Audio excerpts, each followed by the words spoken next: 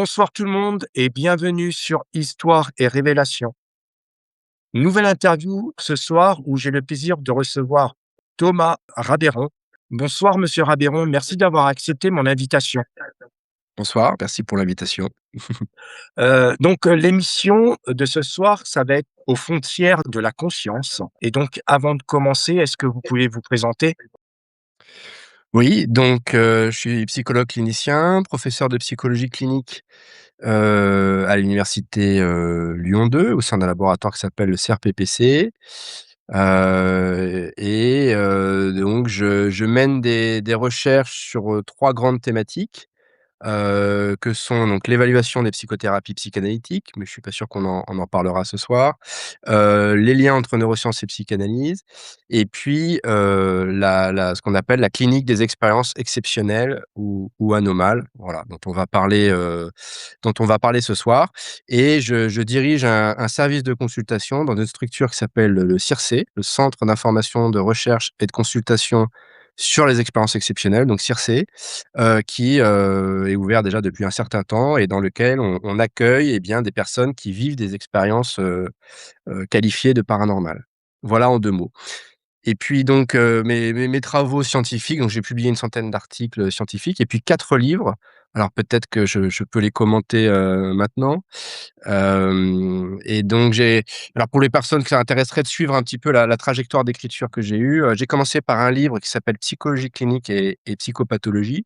Là encore, je suis pas sûr qu'on en parle ce soir, qui est plutôt un livre on va dire d'introduction à la psychologie clinique et à la psychopathologie pour les personnes que ça intéresserait. Et puis ensuite j'ai publié un deuxième livre qui s'appelait «Clinique des expériences exceptionnelles». Voilà, donc «Clinique des expériences exceptionnelles», qui est un ouvrage, comme son nom l'indique, porte sur la clinique des expériences, exceptionnelles ou anomales, dans lequel j'ai développé une sorte de modèle de compréhension de ces expériences.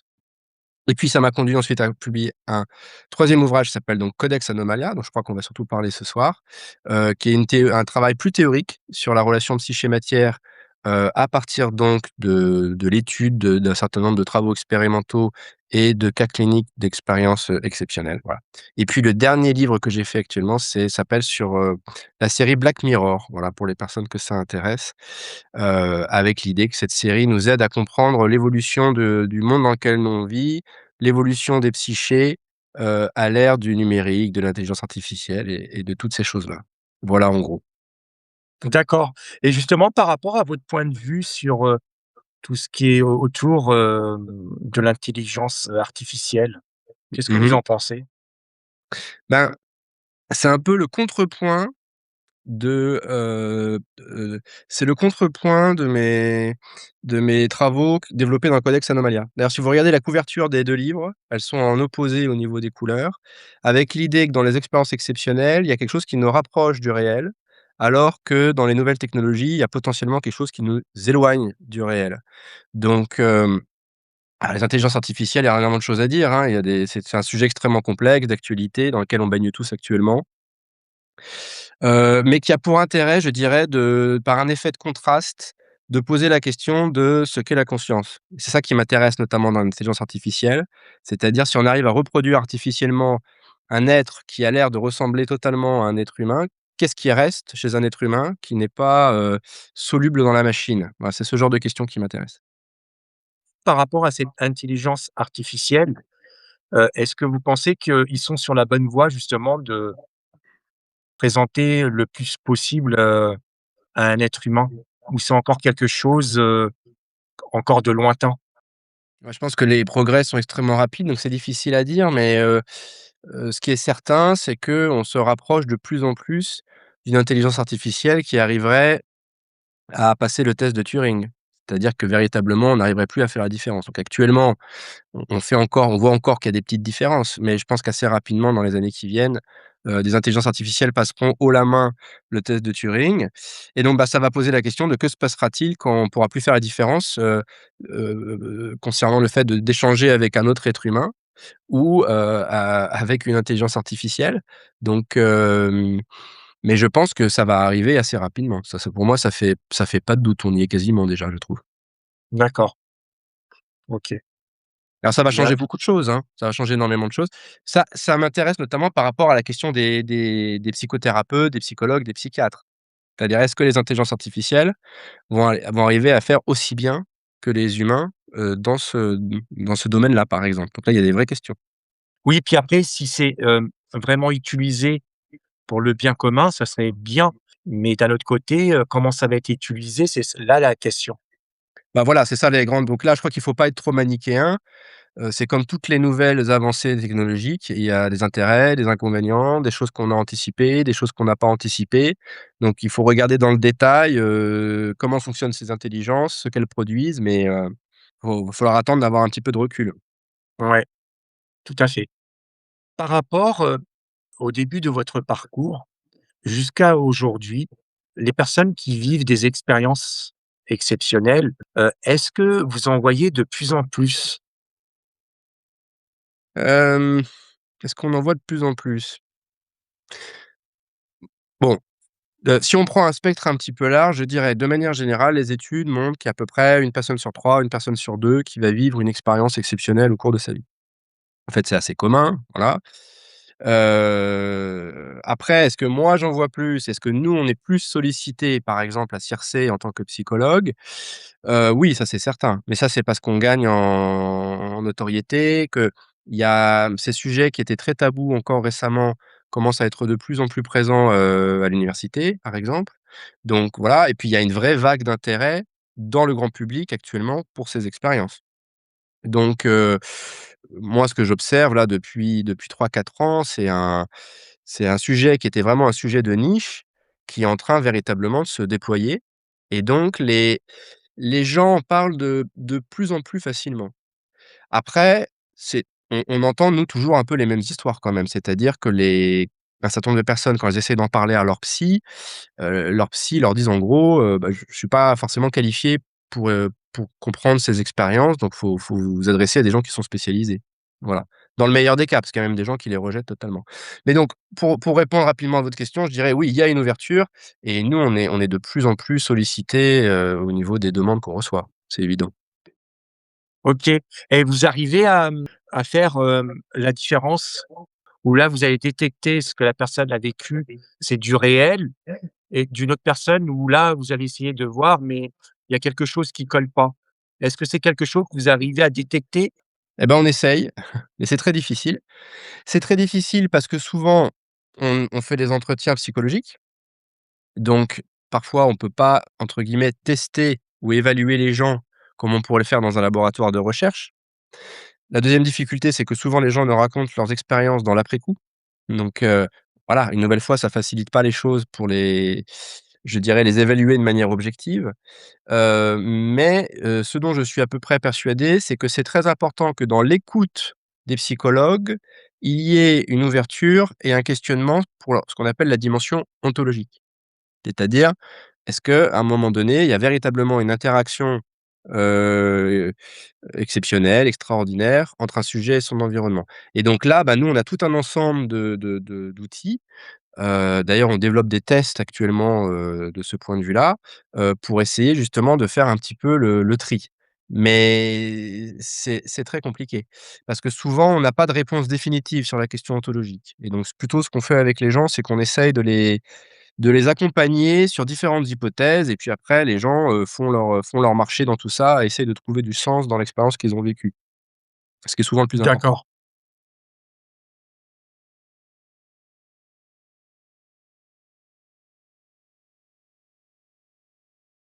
Tiens, est-ce qu'il y a des personnes qui vivent en même temps une même expérience?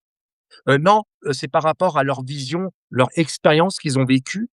Est-ce que c'est des choses qui sont à peu près similaires? Dans la phénoménologie des expériences, vous voulez dire? Tout à fait. Ah oui, bien sûr.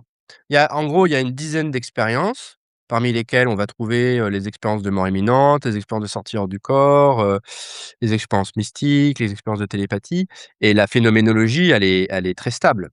Elle est très stable. Donc par exemple, sur les expériences de mort imminente, il y a une vingtaine de critères qu'on va retrouver chez les personnes. Alors, il y a des personnes qui en ont, 7, d'autres 10, d'autres 15, mais il y a un ensemble phénoménologique qui est très stable, par exemple, sur les expériences de mort imminente ou sur les sorties hors du corps. véritablement. Donc c'est pas uniquement, comment dire? Des choses totalement imaginaires qui seraient, totalement idiosyncrasiques, variables d'une personne à l'autre. Il y a une stabilité phénoménologique de ces expériences. À l'origine de votre parcours, y a-t-il eu une expérience personnelle fondatrice qui vous a orienté vers, la psychologie et la question de la conscience? Alors c'est souvent bien sûr une question qu'on me pose. Les il y a 2 grandes questions qu'on me pose tout le temps, c'est: «Est-ce que vous y croyez?» et «Est-ce que vous l'avez vécu?» en gros. Et c'est souvent alors la première question souvent je dis que j'ai tendance à la déconstruire, c'est-à-dire que je pense que le fait d'aborder ces expériences à travers le filtre de la croyance montre qu'il y a déjà un problème. C'est-à-dire que c'est un objet comme si on disait, forcément: «On y croit, on n'y croit pas» et donc ça, ça pose un problème, bref. Et souvent il y a cette question de la croyance qui est arrimée et articulée à celle de l'expérience, et donc non, heureusement ou malheureusement, le je dirais que mon parcours est plus un parcours au départ, de chercheur intellectuel, plutôt qu'une tentative de résolution, d'un vécu énigmatique que j'aurais vécu. Voilà. Après, vous imaginez bien que, quand vous dirigez pendant une dizaine d'années un service de consultation spécialisé dans les expériences exceptionnelles, vous finissez tôt ou tard par vous trouver dans des situations exceptionnelles, bien évidemment. Mais disons qu'au départ, c'est pas ça qui guide ma trajectoire. C'est important parce que vous avez un certain nombre de personnes dans ce domaine-là qui, vivent une expérience et puis ensuite, en fait, soudainement, voilà, développent un intérêt pour ce sujet. C'est pas mon cas. Ma trajectoire, c'est plus une tradition, je dirais, je suis plus dans l'héritier de toute une tradition française de ce qu'on appelle la métapsychique, qui a été initiée notamment par un prix Nobel qui s'appelait Charles Richet. Et il y a eu une très belle tradition de recherche en France sur ce sujet qui a perduré et donc moi, je m'inscris un petit peu dans cette tradition, philosophique, et intellectuelle plus que expérientielle. Ça ne veut pas dire que je suis contre l'expérience, parce que c'est très important l'expérience, mais dans ma trajectoire personnelle, c'est plutôt comme ça que les choses se sont construites. D'accord, et qu'est-ce qui vous a conduit à devenir, psychologue, clinicien plutôt que chercheur exclusivement, théorique? Hem, une bonne question ça. Hem, Bah, on pourrait faire de la genre effectivement alors, j'ai un peu les doubles casquettes déjà. C'est-à-dire que j'ai fait une thèse qui est une approche à la fois cognitive, expérimentale et clinique. Donc en fait, si vous regardez mes travaux, je suis les 2. Je suis à la fois chercheur et je mène des études en laboratoire et je suis aussi psychologue clinicien.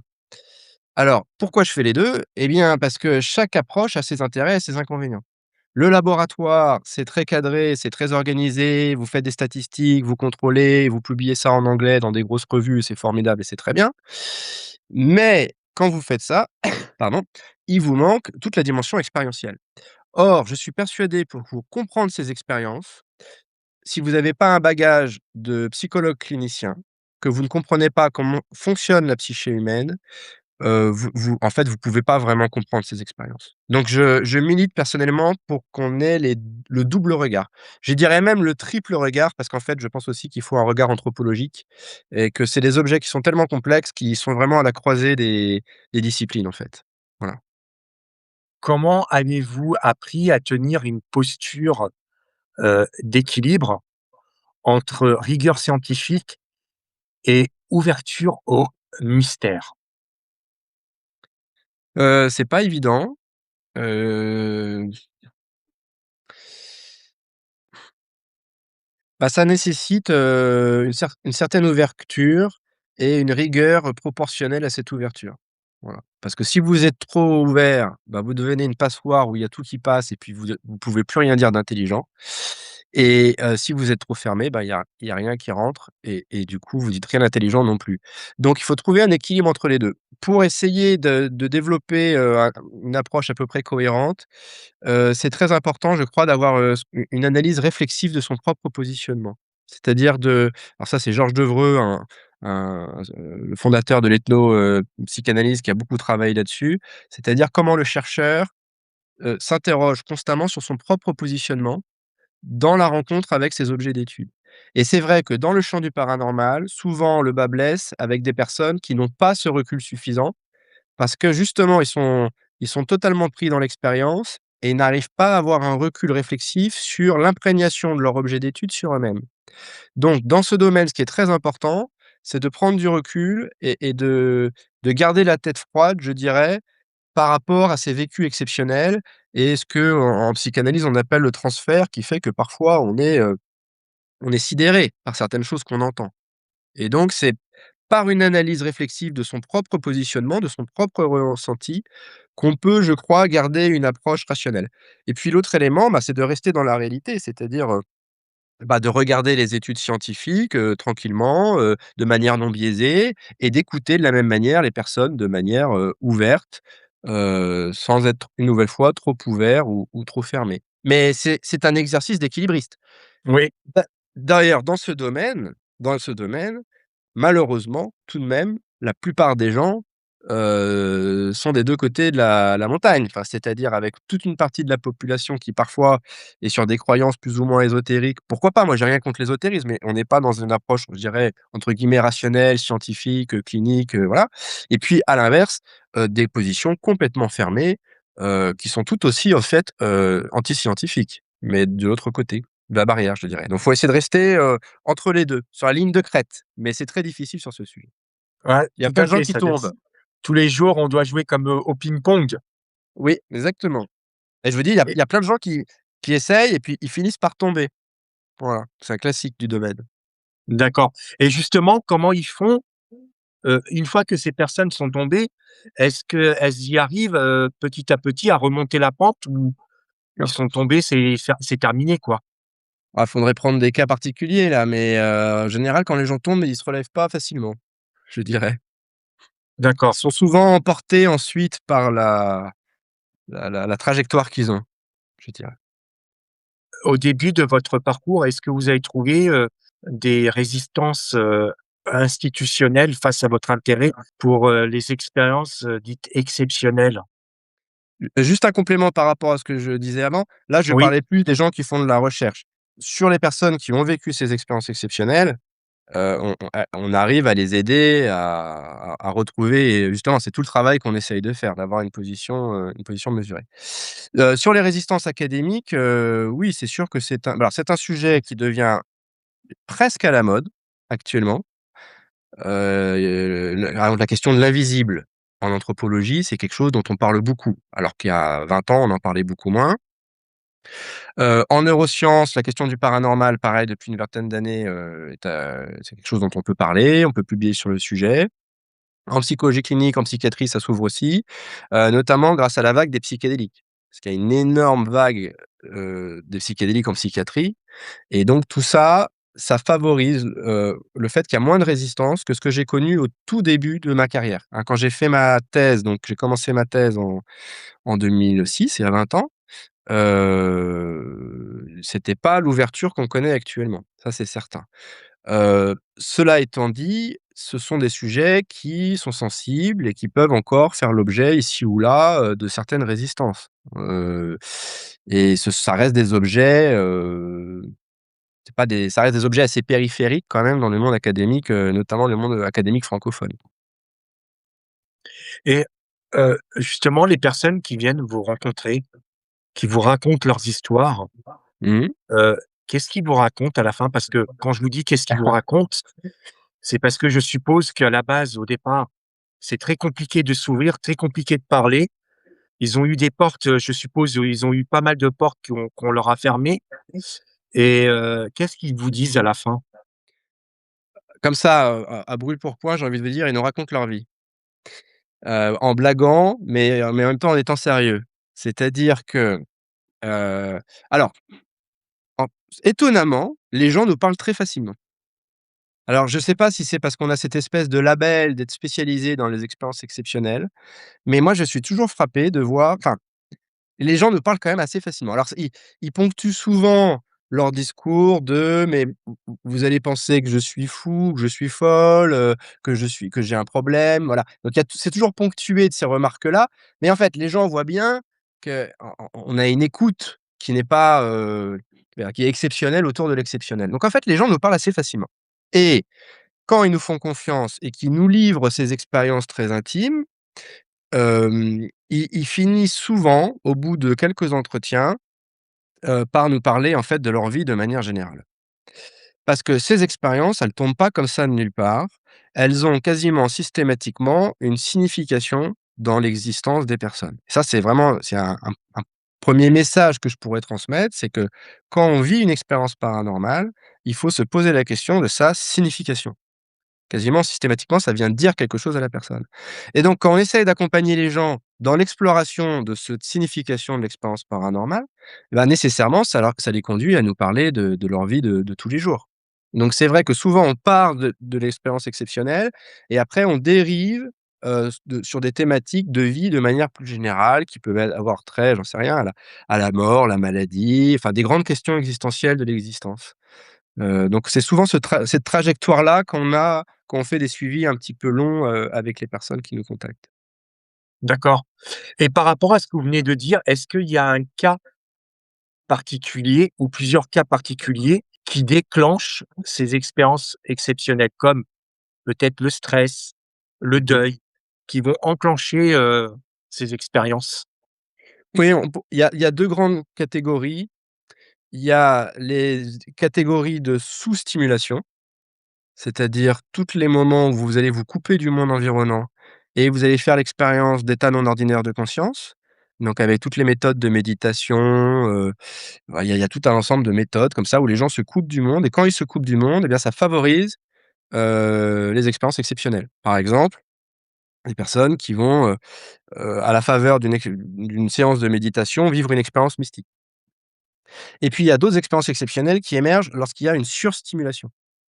Et là, ça va être au contraire quand il y a quelque chose qui est plutôt traumatique, il y a un excès et le grand classique étant par exemple une personne qui va vivre une sortie hors du corps et une expérience de mort imminente, suite à un accident de voiture. Par exemple, une dame l'autre jour qui me raconte ça, elle est dans la rue et puis, voilà, elle est renversée par une voiture et elle perd connaissance et soudainement, elle se voit au sol en train de monter, voilà, elle fait une sortie hors du corps qui va se transformer progressivement en une expérience de mort imminente, au moment où les pompiers sont venus la chercher. Voilà. Donc, il y a ces 2 grandes catégories, mais le plus souvent, c'est quand même à la faveur soit d'un événement de vie négatif, comme on dit en psychologie, soit d'une expérience très traumatique comme, celle que je venais d'évoquer, là. Hein, c'est quand même des circonstances assez extraordinaires qui conduisent à ces expériences. D'accord, Pour pour heu, pour les grandes expériences, parce que en fait, quand on regarde, il y a un gradient, il y a un gradient d'expérience, exceptionnel. Il y a vraiment voilà, il y a la grande expérience de mort imminente et puis il y a la petite expérience de télépathie. Je prends un exemple là l'autre jour, c'est un monsieur qui me raconte ça, comment, il est à table, en famille et puis, soudainement il parle d'un ami de la famille, mais qu'ils ont pas vu depuis, des années, en disant: «Mais comment il va au fait?» Et à ce moment-là, le téléphone, je crois, de son père sonne et c'est la personne qui appelle. Voilà, donc là, est-ce que c'est une coïncidence? Est-ce que c'est une synchronicité? Est-ce que c'est un phénomène télépathique? Voilà et là, c'est une petite expérience mineure où il y a pas un événement grave, qui s'est passé en l'occurrence. Voilà. Je vais peut-être vous donner un autre exemple. Il y a des éléments intermédiaires. Par exemple, je pense à un autre exemple, ça c'est une dame qui raconte comment, au moment un jour, pareil, un ami dont elle a pas de nouvelles depuis très longtemps, elle fait un cauchemar dans lequel elle le voit enseveli dans une avalanche, et elle apprend, je crois le lendemain que cet ami, à ce moment-là, est mort dans une avalanche, par exemple. Voilà. Donc ça, c'est ce qu'on appelle les expériences de télépathie de crise. Voilà, qui se produisent souvent quand il y a une personne qui est en danger. Donc il y a tout un d'accord, gradient de la phénoménologie. Voilà. d'accord, ces personnes qui vivent ces expériences-là bien particulières, est-ce que vous en rencontrez beaucoup? Ah oui, oui, beaucoup, chaque semaine donc voilà, là actuellement on est 4 psychologues ou psychiatres dans le service de consultation et on fait, quasiment tous, alors on est à temps partiel, hein, on n'est pas à temps plein, mais on fait des oui, moi je fais des toute chaque semaine, j'ai des gens qui me racontent des expériences exceptionnelles. Donc on a actuellement, on doit même être quasiment, à 2000 personnes qu'on a accompagnées. Ah On est c'est beau, le c'est c'est beaucoup, beaucoup? hein? On est probablement le plus gros centre, au monde actuellement. Je Parce qu'on a ouvert en 2009, donc l'autre gros centre, c'est l'IGPP en Allemagne, mais je suis allé voir les collègues de l'IGPP il y a pas très longtemps et en fait, on s'est rendu compte qu'on avait beaucoup plus de consultations, qu'eux et donc je pense qu'actuellement, on est vraiment le plus gros centre au niveau international et du coup, on est de plus en plus sollicités et contactés par des psychologues du monde entier qui veulent se former auprès de nous et qui essayent de comprendre un petit peu ce qu'on fait. Voilà. D'accord. Quels sont les pays qui sont, plutôt en bonne position? Alors, l'Allemagne. Voilà, clairement, avec un organisme qui s'appelle l'IGPP qui existe depuis des décennies et qui est vraiment un modèle du genre avec un service de consultation. Il y a une vingtaine de chercheurs qui travaillent là-bas, exclusivement sur ce sujet, que des chercheurs de premier plan, donc vraiment, les Allemands font des choses extrêmement intéressantes. Après, il y a l'Angleterre. L'Angleterre où il y a près d'une dizaine d'universités, qui travaillent sur ce sujet. Il y a aussi l'Écosse où moi je suis allé faire ma thèse, à Édimbourg, où il y a une unité qu'on appelle l'unité, Kœsler, qui est très réputée dans ce domaine-là. Voilà, il y a des collègues ici ou là, en Espagne, en Italie. Le point de gravité est un peu passé des États-Unis, à l'Europe, hein. Il y a enco et alors c'est-à-dire que les grands centres universitaires qui étaient aux États-Unis, notamment à Princeton, ont fermé. Il y a d'autres endroits qui existent aux États-Unis, il y a notamment, Yale, mais il y a Dobbs aussi mais il me semble que le point de gravité s'est un peu décalé sur l'Europe. D'accord, Plutôt bien. Voilà, donc OK, est-ce qu'il y a d'autres pays? Oui, je crois que je vous ai donné l'essentiel là. OK. Y a-t-il eu, des figures intellectuelles ou cliniques, qui ont joué un rôle décisif dans votre orientation? Ah b ah ben, que j'ai fréquenté ou, de manière générale au niveau qui m'ont influencé? Bah, les 2. Ben, je dirais, les bah, c'est un peu ce que je raconte au début de Codex Anomalia. J'ai été très influencé par Charles Richet, parce que Charles Richet, c'est quand même très, très intéressant. Enfin, moi, j'encourage tout le monde à lire, Richet. On trouve d'ailleurs gratuitement ses livres sur Gallica. Il écrit extrêmement bien. Et donc, son traité de métapsychique, enfin tout ce qu'a écrit Richet, c'est quand même, c'est un véritable génie Richet, en fait. Voilà, c'est un inventeur quasiment de l'aviation, il a découvert le choc anaphylactique, mais il est aussi, il écrit des pièces de théâtre, enfin c'est des génies comme on en ça ne c'est l'archétype du génie français Richet, voilà. Alors bien sûr, il a été critiqué parce que, il était eugéniste, mais bon, il était pas le seul à l'époque, c'était un peu le défaut de Richet, bien sûr. Mais par ailleurs, voilà, c'était quand même quelqu'un d'extrêmement extrêmement intéressant. J'ai été très influencé par Arthur Koestler, un et tout ce qu'il a écrit sur ces sujets, voilà, le hasard, les racines du hasard, le hasard et l'infini, enfin, c'est des faux livres que on a oublié le zéro et le zéro et l'infini aussi. Enfin, Koestler c'est incroyable, quelqu'un qui a tout anticipé, et notamment les questions autour de la parapsychologie. Et donc lui, il m'a beaucoup influencé parce que non seulement, bah, il a écrit, tout ça et puis c'est grâce à lui que j'ai pu faire ma thèse à Édimbourg, puisque c'est lui qui a fait un leg à l'université, d'Édimbourg pour la création d'une unité spécialisée. Donc je suis très redevable de Koestler et puis après, bah, j'étais très influencé bien sûr quand même par Freud, puisque j'ai une approche, notamment psychanalytique et que Freud a beaucoup travaillé sur ces questions, sur la télépathie. Donc là aussi, il y a des choses très intéressantes qui m'ont beaucoup frappé et puis après, je dirais, ce qui m'a beaucoup influencé, ce sont tous les philosophes, les physiciens philosophes qui ont travaillé D'accord, là-dessus. Einstein, Schrödinger, Heisenberg et puis dans les élèves d'Einstein, David Bohm. Voilà.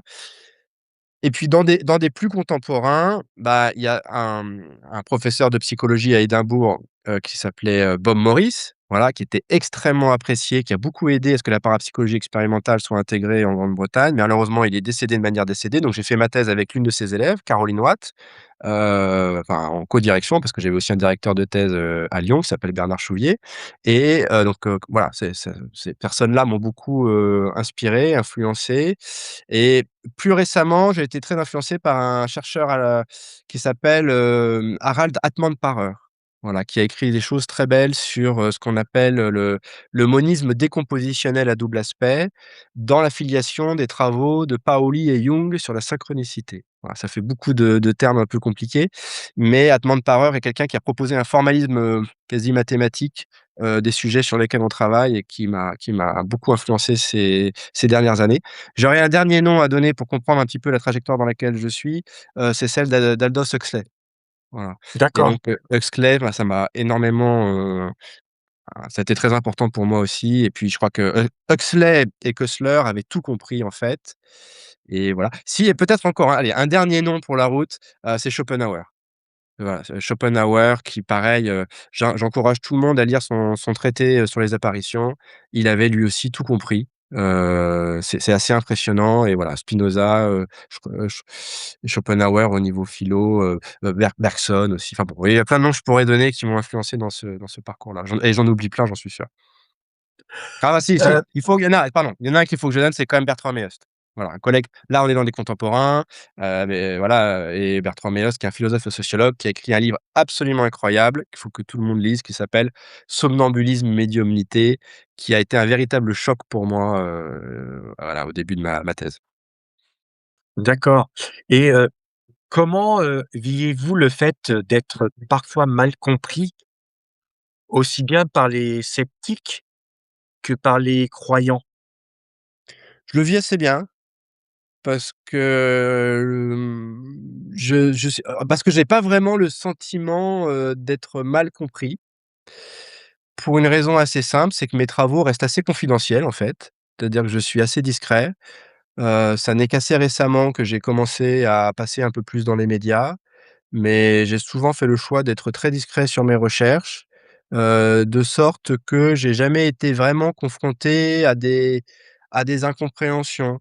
Et quand c'est le cas, ben, j'essaie d'expliquer les choses. Je peux vous donner un exemple. Donc j'ai développé un modèle que j'ai appelé le modèle de la solution paranormale, qui est l'idée qu'en gros, c'est ce que je racontais tout à l'heure, les personnes vivent des expériences paranormales suite à, un événement de vie négatif, un traumatisme et cetera. Ça, je raconte tout ça en clinique des expériences exceptionnelles et il y a des gens qui ont pas bien compris ce que j'essayais d'expliquer, qui ont dit: «Ah mais vous réduisez, les expériences exceptionnelles à des facteurs psychologiques» et c'est pas ça du tout que je dis. Ce que je dis, c'est que pour comprendre ces expériences, quel que soit leur degré d'ontologie, quel que soit leur degré de réalité, il faut comprendre le contexte psychologique et c'est pas parce qu'il y a des facteurs psychologiques que ça vient, comment dire? Effacer ou supprimer d'autres types de facteurs. Voilà, donc ça, il y a certaines incompréhensions comme ça et puis quand, par exemple, c'est plus des collègues en milieu académique, qui ne comprennent pas, bah, je leur explique, je leur donne des publications, mais j'ai eu la chance d'avoir eu plusieurs reconnaissances,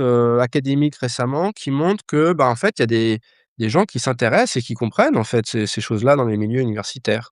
Donc voilà, donc j'ai pas actuellement, je ne dirais pas que j'ai un vécu de l'impression d'être incompris.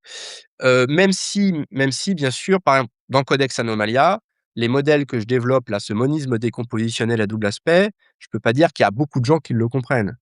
Ça c'est certain. Mais j'espère que ça va venir et puis, bah, c'est des questions compliquées, donc on peut pas non plus être compris de tout le monde, donc j'essaie de vulgariser et puis les gens qui sont intéressés, ils creusent, voilà.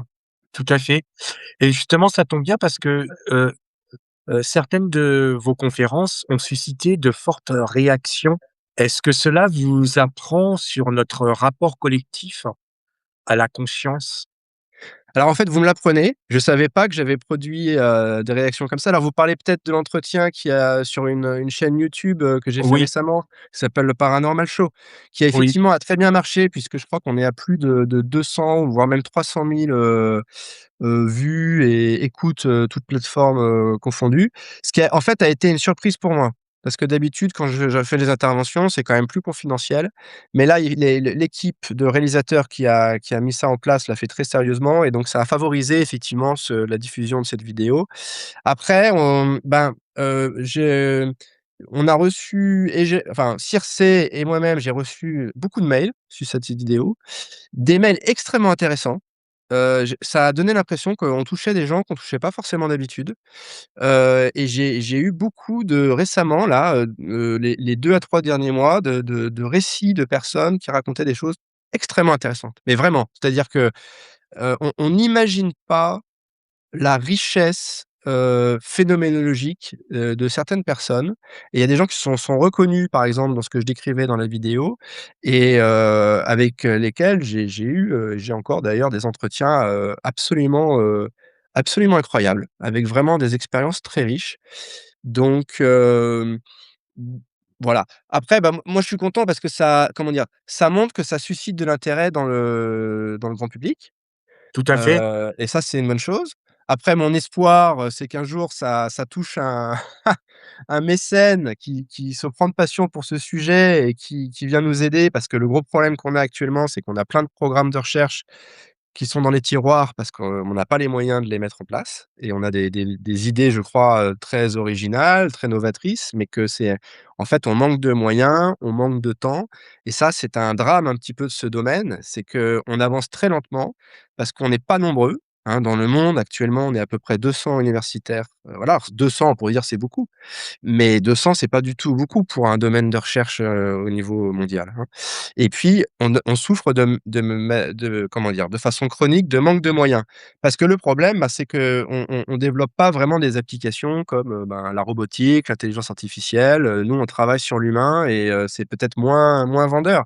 Mais je pense que c'est une erreur parce que je suis persuadé que s'il y avait beaucoup plus de moyens qui étaient mis dans ce domaine, il y aurait des applications et il y aurait des choses très intéressantes. En tout cas, moi je suis très content que ça se diffuse et que les gens, réagissent. Après, j'ai pas regardé dans le détail comment les gens réagissaient à ma vidéo.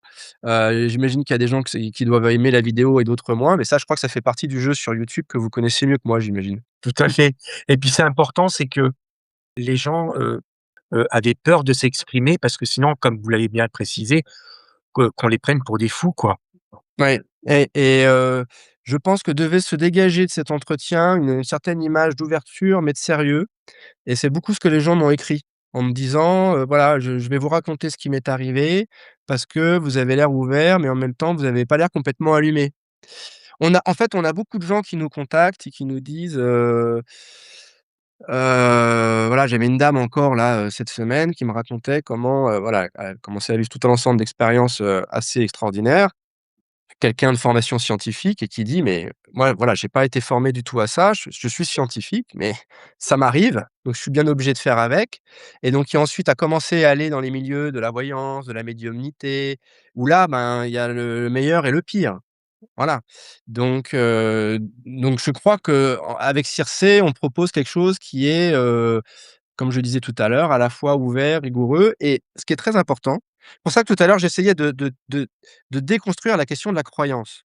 On ne demande pas à quelqu'un qui travaille dans le champ de la physique quantique, est-ce qu'il croit ou pas, à la physique quantique? Ça serait bizarre comme question. Bah, c'est la même chose si vous voulez. C'est-à-dire qu'il faut comprendre que cet espace-là n'est pas un espace irrationnel par nature. Il peut y avoir une rationalité de ces expériences. Voilà et j'espère et je pense que ça enrichira notre culture quand cette rationalité-là se développera.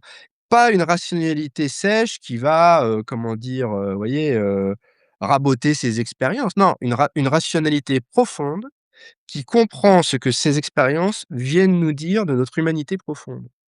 Et là, on est sur des questions absolument fondamentales. Et moi, j'irais même plus loin. Je pense que ces expériences sont un antidote par rapport à bien des mal de notre époque. Voilà, c'est ce que je raconte d'ailleurs à la fin de Codex Anomalia.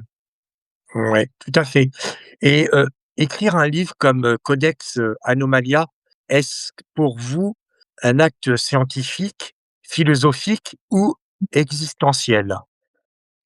Alors, c'est une très bonne question. Merci pour me la poser parce qu'on ne m'avait jamais posé cette question-là. Il y a une 1re chose qui me vient, que je cite d'ailleurs, je crois, dans l'introduction de Codex Anomalia. J'ai été très influencé par un philosophe, psychologue, psychanalyste, hypnothérapeute français qui s'appelait François Roustan. Voilà et pareil, j'encourage tout le monde à lire François Roustan parce que c'est toujours, très intéressant et j'avais eu l'occasion de le rencontrer.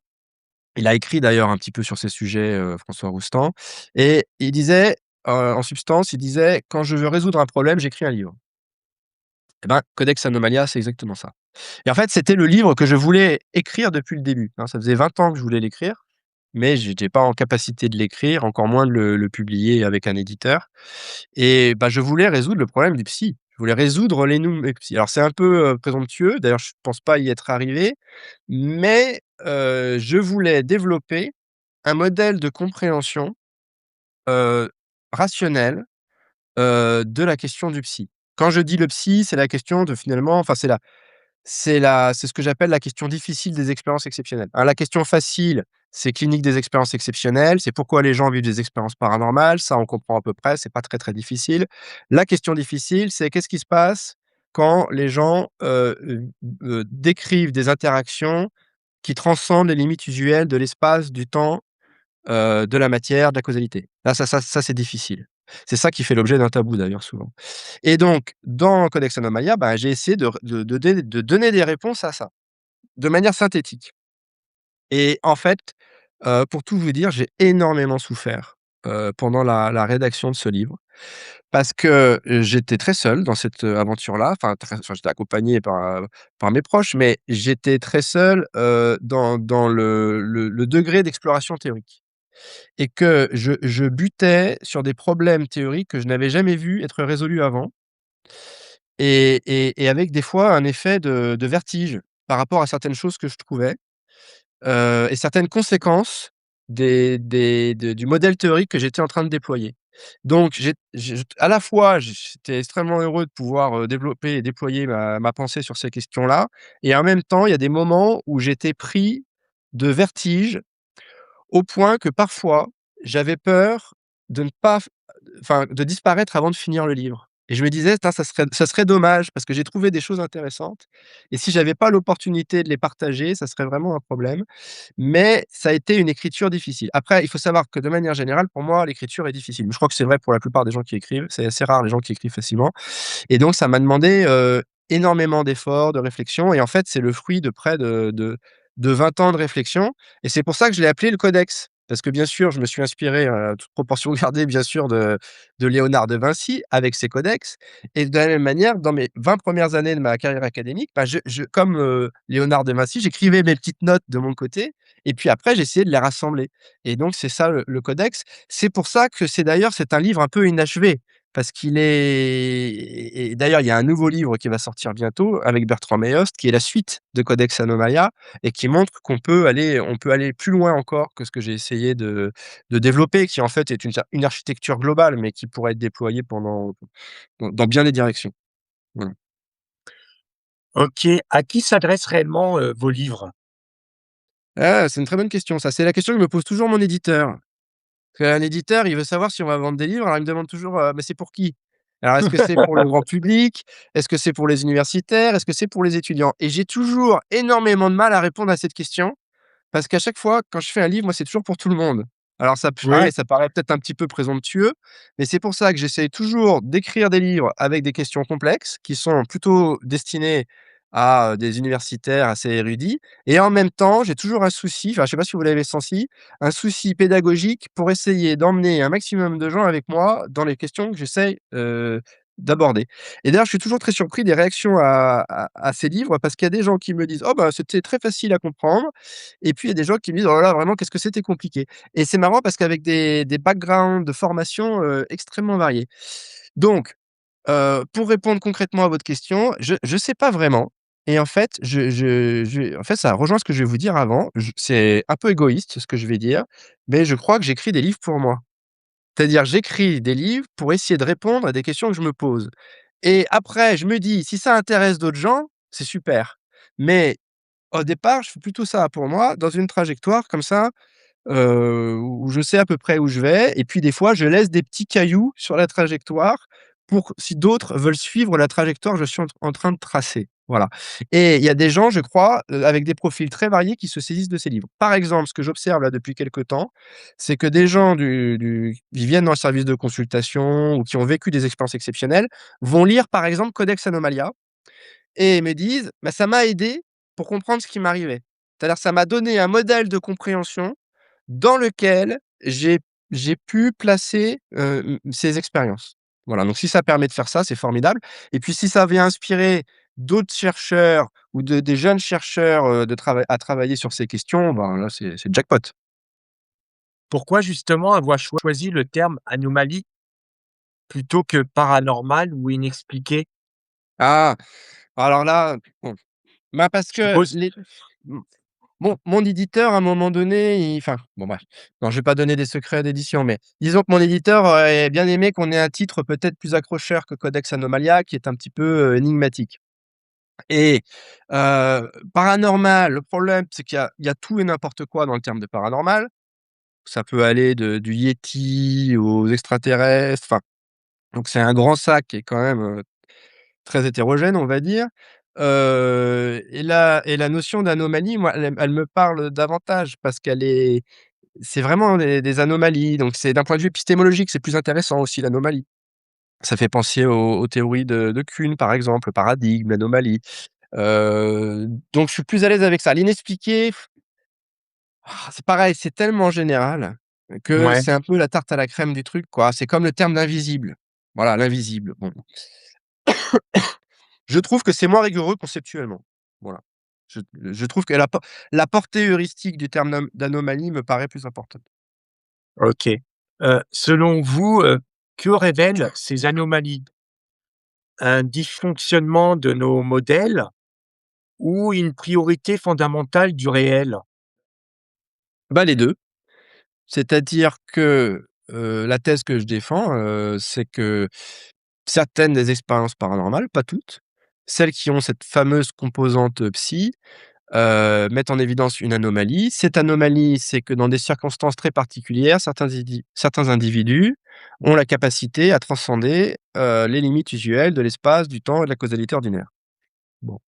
Donc ça veut dire que le réel tel qu'il est conçu actuellement par la plupart des modèles, scientifiques est très probablement erroné et que cette petite anomalie, bah, c'est un petit peu comme les petites anomalies qu'il y avait, vous savez, quand on faisait des calculs au niveau des de ce qu'on pouvait les voir, dans le ciel. Et voilà, il y avait des petites anomalies. Bon, bah, ces petites anomalies font qu'on est passé d'un modèle, où on croyait que la Terre était au centre de l'univers et puis finalement on s'est rendu compte que la Terre, tournait autour du soleil. Puis on s'est rendu compte que la Terre, elle était pas plate, mais qu'en fait elle était ronde. Ben, mon sentiment, c'est que ces expériences, elles induisent des révolutions, de la connaissance qui sont de la même ampleur et si je suis un petit peu caricatural, parfois, j'ai un peu l'impression que, il y a toute une partie de la communauté scientifique qui est persuadée que, ben, la Terre est plate. Voilà, c'est-à-dire que le réel est plat. Alors qu'en fait, il y a un réel qui est très profond et je crois que ce réel a des propriétés, beaucoup plus complexes que ce qu'on imagine et que donc la conception qu'on a du temps, de l'espace et de la causalité est potentiellement, totalement à repenser. Voilà. Ça ne veut pas dire que nos modèles scientifiques actuels, en physique, en chimie, en biologie sont erronés, hein, pas du tout, hein. Ça veut dire simplement qu'il faut étendre nos paradigmes pour intégrer des degrés, de compréhension plus vastes, hein. C'est un peu comme, Newton et Einstein. Einstein, ça jette pas à la poubelle Newton. Newton reste pertinent. C'est juste que pour comprendre certains phénomènes, pour comprendre certaines anomalies, il faut étendre le spectre, il faut étendre le paradigme. Ben là, c'est exactement la même chose. C'est-à-dire que moi, je suis pas du tout contre les modèles scientifiques actuels et je pense pas du tout que ce que je fais, ça détricote les modèles scientifiques actuels. Ça vient simplement étendre, leur surface épistémologique, je dirais. Voilà. Peut-on étudier ces phénomènes sans, transformer, celui qui les étudie? Ah! Alors, je vois où vous voulez en venir là. Heu, En fait, ça pose la question de la fonction de ces expériences. Pourquoi ces émergences du réel ou ces plongées dans le réel? Et pourquoi est-ce qu'elles produisent comme ça des sortes de distorsions de l'espace et du temps? Alors bien sûr, il y a dans les traditions, ésotériques, orientales, philosophiques, je pense par exemple à l'hindouisme, au bouddhisme, ces expériences souvent, sont traversées, mais on s'y arrête pas. Parce qu'elles détournent de quelque chose qui serait une voie spirituelle plus profonde. Donc ça pose la question: peut-on étudier ces expériences comme je le propose, c'est-à-dire à travers une certaine forme de rationalité qui ne serait pas une spiritualité? Alors c'est une vaste question à laquelle j'ai pas la réponse. Heu, c'est évident que ces expériences, elles ont des ramifications. Alors moi, je suis pas un fan du terme de spirituel. Disons qu'elles ont des ramifications éthiques.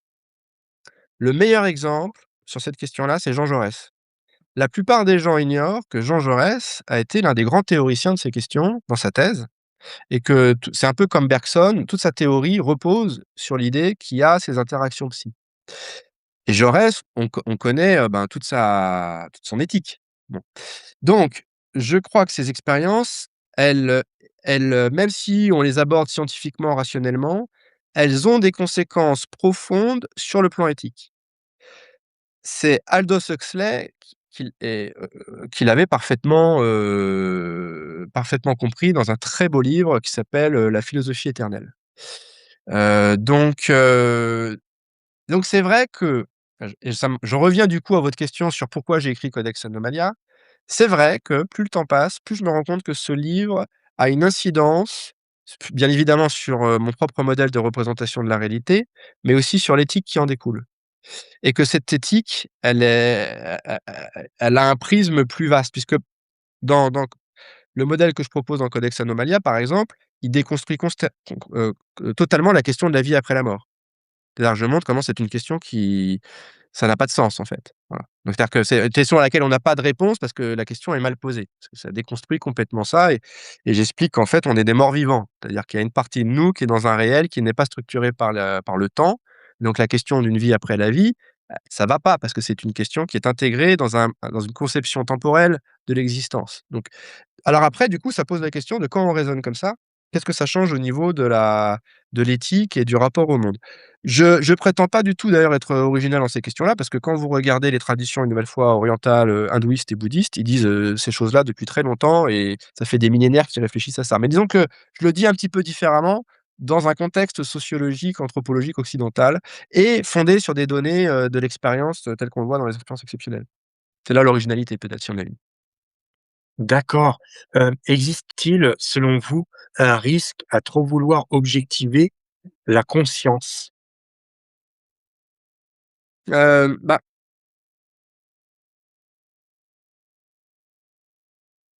ça dépend ce qu'on entend par, l'objectiver. À trop la ré Alors je pense qu'il y a un grand, grand risque actuellement, c'est un vrai problème d'ailleurs, de réduire la conscience au cerveau. Donc ça, ce qu'on appelle la réification, qui consiste à penser que le cerveau produit la pensée.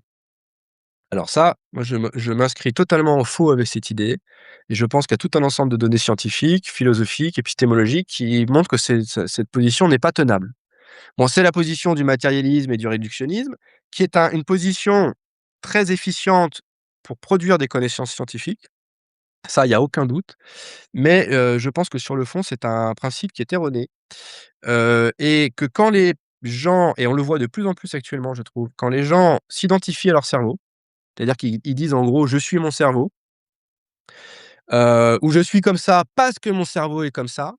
Alors ça, pour le coup, c'est très dangereux parce que ça réduit l'expérience subjective, à cette dimension, neurobiologique. Alors que je crois que l'être humain est bien plus que ça. Donc ça, c'est extrêmement dangereux.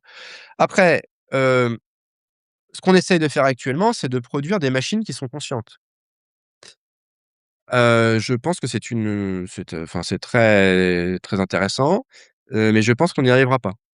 Voilà. Pour les raisons que j'explique là encore dans Codex Anomalia, c'est-à-dire l'idée, c'est que la conscience dont là, notre expérience consciente est un dérivé d'une conscience primaire et que, cette conscience primaire n'a pas son origine dans ce que j'appelle l'ordre épistémique, mais dans un réel plus profond qu'on appelle l'ordre ontique. Et que donc, en gros, chercher la conscience dans le cerveau, on n'est pas au bon endroit et donc ça renvoie à une métaphore bien connue du poste de radio. C'est-à-dire, vous entendez quelqu'un qui chante, Céline Dion qui chante dans le poste de radio et puis c'est comme si vous allez démonter le poste de radio pour chercher où est Céline Dion.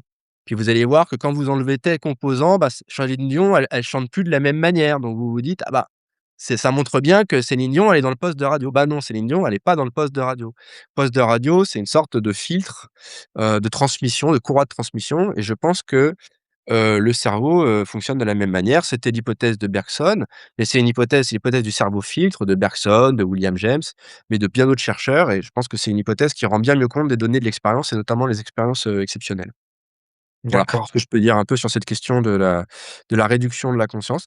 Je ouais, j'ai l'espoir que les recherches en intelligence artificielle mettront en évidence, par un effet de contraste, qu'il y a quelque chose de l'expérience humaine à laquelle ne peut jamais prétendre une intelligence artificielle. Donc je pense que les inté pour revenir à vos questions du début, je pense qu'il y aura des intelligences artificielles, on n'arrivera plus à faire les différences de l'extérieur, mais je pense que de l'intérieur, il leur manquera toujours quelque chose du registre de ce que Bergson appelle, l'élan vital. OK. Les psys remettent-ils en cause la causalité, ou notre façon de la penser? Ah bah, bien évidemment, puisque le psy montre qu'il y a des exceptions, le psy PSI, hein, montre qu'il y a des exceptions à la causalité, ordinaire, telle qu'elle est très bien décrite par les physiciens. Alors il y a différentes formes de causalité, qu'on comprend bien d'ailleurs, mais ça montre qu'il y a d'autres formes de causalité. Voilà. Mais c'est des causalités qui sont un petit peu étranges parce que c'est des acausalités. Alors c'est quelque chose qui est acausal, c'est-à-dire c'est quelque chose qui ne s'inscrit pas, par exemple, par une influence de proche en proche.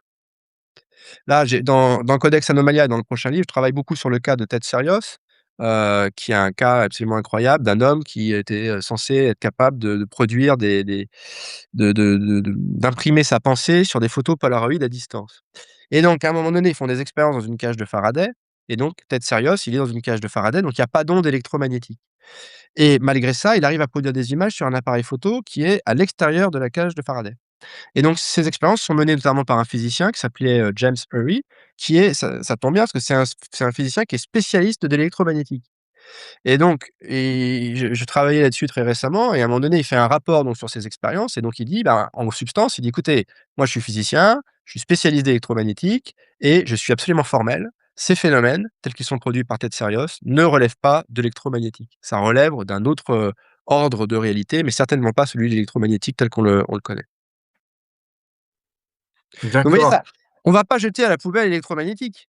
Bah oui, Et d'ailleurs, les physiciens, ils réagissent comme ça. Ils disent: «Mais ce que vous racontez là, c'est impossible». Oui, c'est impossible en fonction des lois de l'électromagnétique, mais ce dont on parle là, c'est un autre registre. De la même manière que, ben, la théorie de la relativité ou la physique quantique, elle montre des modalités d'interaction qui ne sont pas présentes dans les phénomènes décrits par Newton. Bah, là, c'est la même chose. Il y a d'autres gammes d'expériences qui fonctionnent autrement.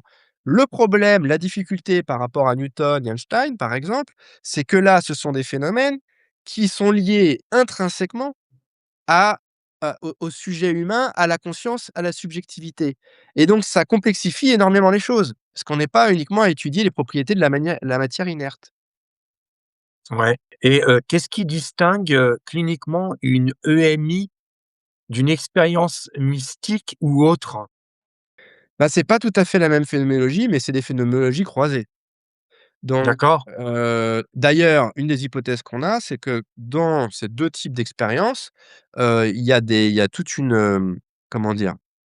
Il y a des corrélats neurobiologiques, neurochimiques et que, par exemple, il y a une substance qui s'appelle la DMT qui est un psychédélique, mais qui serait produit naturellement à petite dose, de manière endogène et que donc certains vécus qu'il peut y avoir dans la prise de psychédéliques, on va la retrouver, et bien, dans les expériences mystiques ou dans les expériences de mort imminente. Il y a des points communs probablement sur les soubassements des corrélats neurobiologiques, neurochimiques, une nouvelle fois. Après, vivre une expérience mystique et vivre une expérience de mort imminente, c'est pas tout à fait la même chose, même si souvent, enfin, il peut y avoir un vécu mystique dans l'expérience de mort imminente. Je vous donne un autre exemple, c'est quelqu'un là, récemment, là encore, cette semaine, qui me racontait une très, très belle expérience de mort imminente et qui avec plusieurs étapes et cetera et qui, dans la dernière étape de l'expérience de mort imminente, comme c'est souvent le cas, explique avoir eu un sentiment de rencontre avec le divin, de rencontre avec un infini, de quelque chose d'extrêmement puissant. Et ça, ce vécu, c'est typique de l'expérience mystique avec ce que Freud appelait le sentiment océanique. C'est-à-dire, à un moment donné, on a le sentiment d'être une goutte d'eau dans un océan plus vaste, à la faveur de telles expériences. Voilà. Donc il y a des croisements. Voilà, il y a des croisements, mais c'est pas voilà, l'expérience l'image d'Épinal de l'expérience mystique et l'image d'Épinal de l'expérience de mort imminente, elles se croisent, mais elles sont quand même différenciées. Pour quelles raisons ces expériences sont-elles souvent profondément transformatrices, indépendamment de leur, interprétation?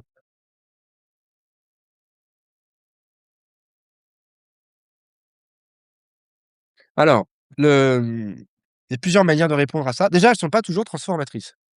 C'est-à-dire qu'une nouvelle fois, il y a toute une gamme et il y a des expériences très mineures. Hem, mais quand c'est la «grande expérience paranormale» entre guillemets, l'hypothèse que j'avais proposée, c'est que quand il y a cette solution paranormale, c'est une solution que trouve le psychisme dans une situation extrême. Et donc c'est un petit peu comme si on avait dans la tête ou dans le corps heu, un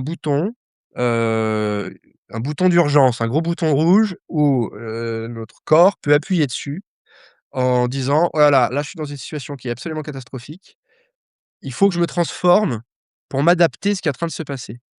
Et donc ça, c'est une hypothèse que l'on a pour expliquer, effectivement, ces vertus transformatrices de ces expériences. C'est-à-dire qu'il y aurait quelque chose qui se mettrait en branle dans la psyché, dans le corps, dans ces situations extrêmes, dont rendent, très bien compte, en particulier, les gens qui ont des expériences de mort imminente.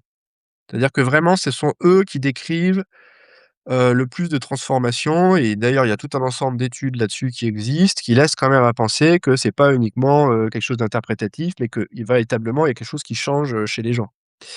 Donc voilà. L'autre, je vais vous donner un autre exemple. Heu, bon, c'est des cas très récents. Alors à la fois, des fois, enfin, en général, je demande aux gens avant si je peux, diffuser des informations les concernant, donc je vais être prudent dans le cas que je vais donner, je vais pas rentrer dans les détails. Mais c'est un cas assez incroyable. C'est un monsieur qui est avec une amie en voiture un jour et il prend une photographie, et sur cette photographie apparaît un objet, dans le ciel, qui n'était pas là. Et bon, il y a tout un ensemble de péripéties, mais ce qui est intéressant, c'est que, en parlant avec ce monsieur, on s'est rendu compte que cette photo impossible-là, eh bien, en fait, elle avait ouvert quelque chose chez lui. Voilà. Et donc on a l'impression parfois que l'expérience exceptionnelle, elle vient ouvrir une brèche, dans l'existence de la personne. Voilà. Il y a un autre cas dont j'ai envie de parler, mais pareil, je vais rester très vague parce que c'est un cas, actuel et je sais que c'est très sensible pour la personne, donc je vais être très voilà, je vais rester très général, mais il y a des phénomènes très particuliers qu'on appelle les jottes. C'est une sorte de drôle d'acronyme qui a été créé par des collègues anglo-saxons, pour décrire, par exemple, des objets qui disparaissent et qui réapparaissent. Je ne sais pas si vous connaissez cette phénoménologie-là? Oui. Et c'est-à-dire que, par exemple, quelqu'un va alors là, en l'occurrence, c'est quelqu'un qui a laissé un objet, précieux quelque part, mais à un endroit très bien repéré, hein, toujours le même endroit et cetera. Et la personne revient et l'objet n'est plus là. Et en fait, quand elle va quelques jours plus tard, comme par magie, on va dire, l'objet réapparaît exactement au même endroit. Alors que plein de gens ont vérifié que c'était voilà, bref. Et là, je prends ce cas-là m'a beaucoup frappé parce que, la personne était dans un état de stress traumatique extrêmement intense, en disant «Mais c'est impossible ce qui se passe là, c'est impossible». Et en fait, pour les gens qui ont jamais vécu ce genre de choses, alors bien sûr, là, il y a plein d'hypothèses alternatives, hein. Des fois, c'est des problèmes Mmh. de mémoire, des fois, les gens ont pas fait attention, c'est très compliqué, hein. Mais il y a des cas qui sont très bien documentés. Il y a un livre qui s'appelle comme ça, Jot, avec, des cas extrêmement, troublants. Quand ça vous arrive à vous, et ben, c'est pas la même chose. Et là, et ben, ça ouvre une brèche. Et donc il y a un certain nombre de personnes pour lesquelles cette brèche, un peu comme avec un barrage, elle s'ouvre, elle s'ouvre, elle s'ouvre et à un moment donné, le barrage lâche et quand le barrage lâche et ben, ça nécessite une transformation de la personnalité. Donc c'est pour ça, très souvent, ces expériences, on a l'impression qu'elles sont pas anodines, en fait. Elles viennent dire quelque chose d'assez profond, mais la personne, des fois, il lui faut des mois, voire des années pour intégrer ce qui lui est arrivé. Et des fois, la brèche est tellement grande que, comme pour cette personne, ça crée un effet de sidération. Ce que le psychiatre John Mack d'Harvard qui a beaucoup travaillé sur ce sujet, appelle le choc ontologique. C'est-à-dire qu'il y a un choc avec une ontologie impossible là et la personne, elle est complètement sidérée. Donc ce qu'on essaye de faire nous, pour, boucler un peu sur ce que je disais tout à l'heure, on essaie de transformer le choc en une ouverture, une intégration, à comprendre, mais qu'est-ce que ça vient dire cet événement impossible? Voilà. C'est un peu comme ça qu'on travaille. D'accord et au bout de combien de temps, ces personnes, ont la réponse, de cette ouverture, qu'on vient leur donner? Bah, ça, c'est très variable, hein, c'est très variable. Le problème, c'est que déjà, c'est quand la personne, rejette l'expérience. Il y a des gens qui Ouais, mettent ça dans un tiroir, ils ve hop, et puis ça les harcèle, ça revient, voilà. Il y a des gens qui essaient d'en parler, mais on leur dit en gros qu'ils ont un problème, qu'il y a quelque chose qui va pas, voilà. Donc le première étape, c'est de se confronter à l'expérience. Et puis après, le degré d'intégration, bah, là, c'est extrêmement variable, hein. Il y a des gens, assez vite, en fait, c'est intégré. Il y a des gens, ça leur prend des mois, des années, il y a des gens pour lesquels ça devient, quelque chose de central dans leur existence, là, c'est très variable.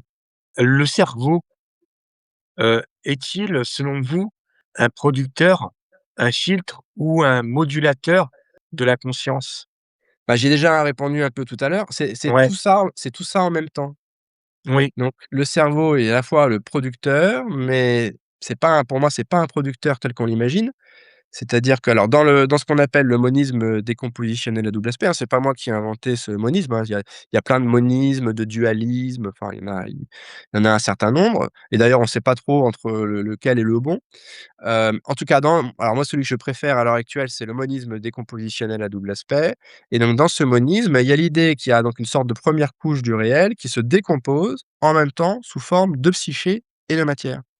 Et donc notre expérience, par exemple, en ce moment même, bah, c'est en même temps une décomposition de cette matière sous forme de notre expérience subjective interne, voilà, qui est irréductible en quelque sorte et en même temps, bah, notre cerveau. C'est-à-dire que toute notre machinerie neuronale dans la tête et c'est les 2 en même temps.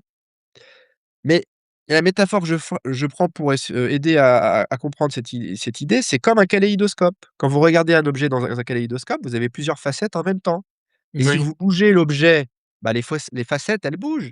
Mais oui, c'est pas parce que l'une des facettes bouge que ça fait bouger les autres facettes. C'est parce qu'il y a un objet qui bouge. Bah, c'est exactement la même chose. Quand vous bougez les neurones, ça bouge la pensée. Quand vous bougez la pensée, ça bouge les neurones. Mais c'est pas parce que la pensée fait bouger directement les neurones ou que les neurones font bouger directement la pensée. C'est parce qu'il y a une strate de réalité sous-jacente, il y a un objet sous-jacent qui bouge et en même temps, du coup, c'est synchronisé. Mais vous voyez, c'est tout bête comme raisonnement, mais si j'ai raison, bah, ça produit une énorme erreur épistémologique dans tous les travaux en neurosciences réductionnistes. Parce qu'il y a des collègues en neurosciences, ils vont dire: «Bah, vous voyez bien, si on enlève la tête, les gens pensent plus. Donc c'est bien qu'il faut une tête pour penser». Bah, non, c'est plus compliqué. Enfin, en tout cas, moi, dans ce que je propose, je pense qu'il y a un certain nombre d'expériences exceptionnelles qui invalident totalement, un tel modèle. C'est très important parce que ça a des conséquences, très, très importantes. Voilà. Donc le cerveau, il est tout ça en même temps. Il est un filtre, il est un modulateur, il est un producteur, mais je pense qu'il faut intégrer ça dans une épistémologie, plus vaste. Voilà et je pense que celui qui avait raison, c'était William James. Enfin, dans ce modèle du cerveau filtre, il y a 3 grands auteurs. Il y a Myers, alors que plus personne ne connaît, mais qui était quelqu'un d'extrêmement brillant, William James et bien sûr, Bergson.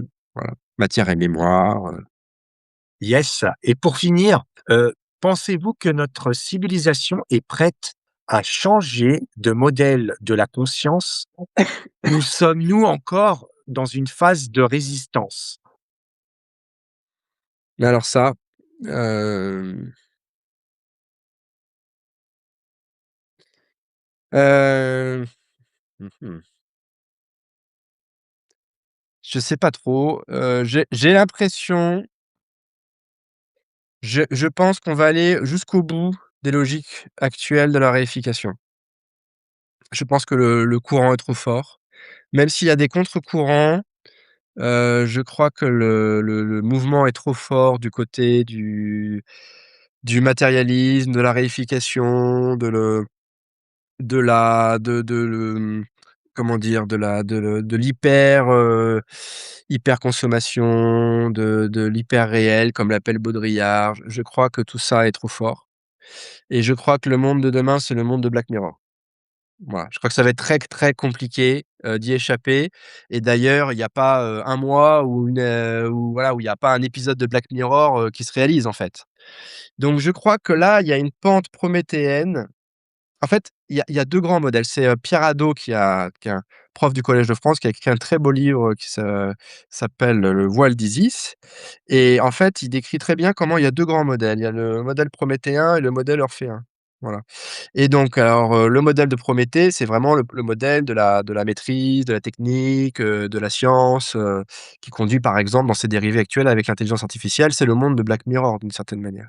Et puis il y a le monde d'Orphée, qui est plutôt le monde que j'essaye de défendre, qui est plus un monde beaucoup plus, connecté sur la profondeur du réel, les arts, la créativité, l'intuition, l'écologie, le vivant et cetera. Bon, je crois qu'on est dans une ère actuellement très prométhéenne, même si bien sûr il y a des contre-courants, qui essayent de se dégager, mais ils sont toujours subvertis en Occident, je trouve à l'heure actuelle et une nouvelle fois, je crois que, ce que décrivait notamment Huxley, hein, le meilleur des mondes, enfin toutes ces choses-là sont en train de se réaliser en fait. Et Kussler pareil, avec, le ce qu'on le Kussler il a cette formule, enfin il Kussler il dit le l'an 0 maintenant c'est l'an où on a commencé à utiliser les bombes atomiques. Ce qu'il dit ça va forcément arriver.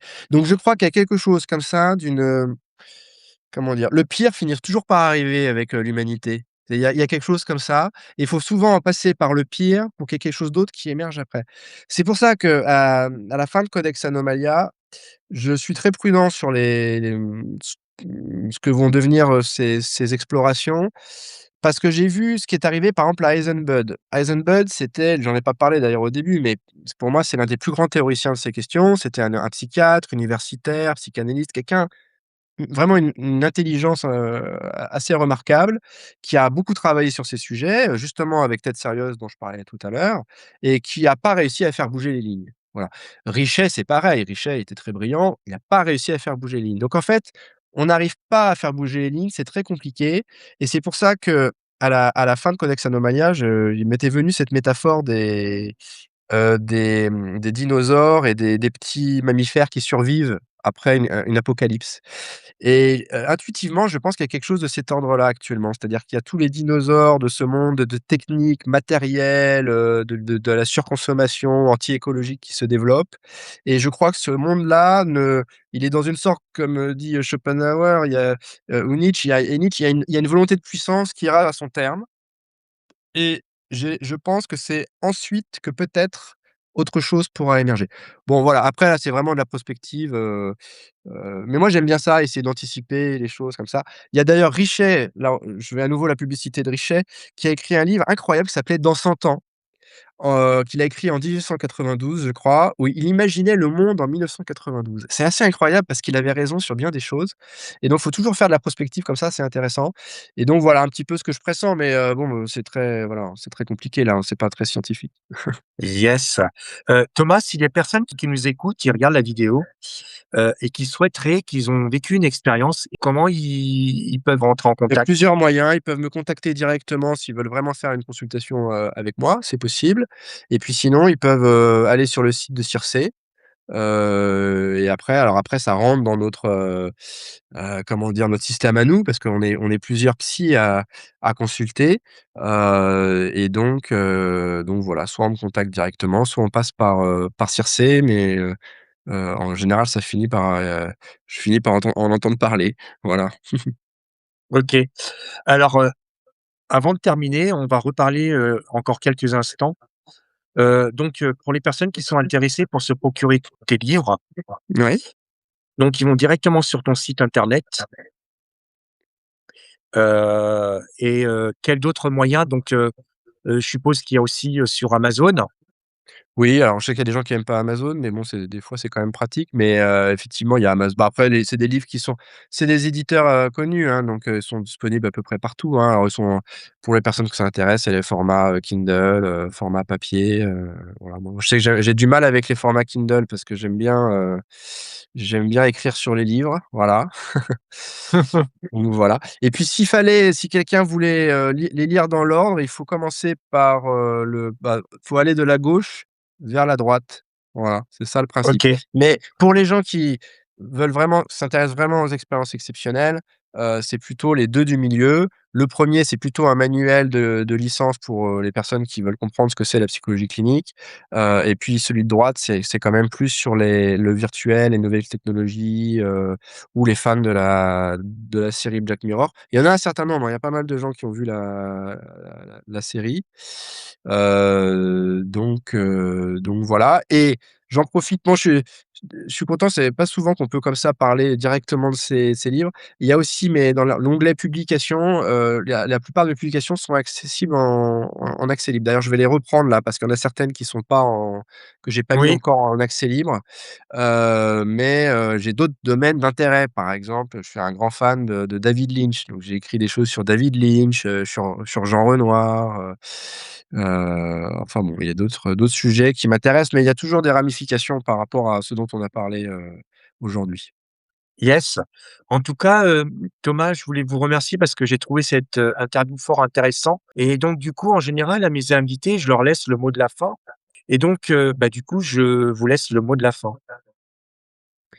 Bah, j'ai dit beaucoup de choses. Bah, déjà merci de m'avoir invité, merci d'avoir, lu le livre, merci de me donner l'occasion d'en parler. Merci pour les questions, qui étaient des bonnes questions. Voilà. Heu, je commence à penser que, étonnamment, c'est sur YouTube qu'on a les meilleurs interlocuteurs, étonnamment, par rapport à d'autres médias. Je sais pas si c'est parce que si les sur YouTube, on a plus de temps, mais ça, c'est vraiment très précieux et puis, plus généralement, ben, si j le les messages que j'essaye de faire passer, c'est que, bah, il y a de nombreuses personnes qui vivent des expériences, entre guillemets, «qualifiées de paranormales». Ces expériences ne sont pas synonymes de pathologie, de maladie, de problème, même si il peut arriver que certaines pathologies prennent cette apparence-là, mais c'est pas la norme, et que donc il faut que notre culture s'ouvre à intégrer ces expériences, mais d'une manière, mesurée, enfin cohérente, c'est-à-dire, voilà, ça parce que ça on en a pas beaucoup parlé, mais ça peut il y a beaucoup d'excès aussi dans ce domaine-là. Oui. Donc il faut éviter les excès de l'hyper-rationalisme et les excès de l'hypercrédulité, je dirais, ou de la crédulité tout court, voilà.